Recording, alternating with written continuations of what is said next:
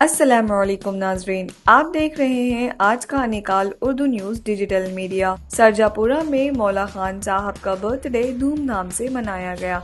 इस खुशी के मौके पर संतोष कुमार, अहमद खान, अरफत खान, शिव कुमार, नदीम अहमद खान, प्रकाश, मुश्ताक पाशा और अकरम पाशा ने शिरकत की और मौला खान साहब का दिल से जन्मदिन की मुबारकबाद पेश की। तमाम दोस्तों ने उनकी लंबी उम्र, बेहतरीन सेहत, खुशहाली और हर मैदान में कामयाबी के लिए दुआ की। आखिर में मौला खान साहब ने तमाम दोस्तों और मेहमानों का तहे दिल से शुक्रिया अदा किया। आज का निकाल उर्दू न्यूज़ डिजिटल मीडिया की तरफ से मौला खान साहब को जन्मदिन की दिली मुबारकबाद और तमन्नाएं। चलिए देखते हैं एक छोटी सी झलक।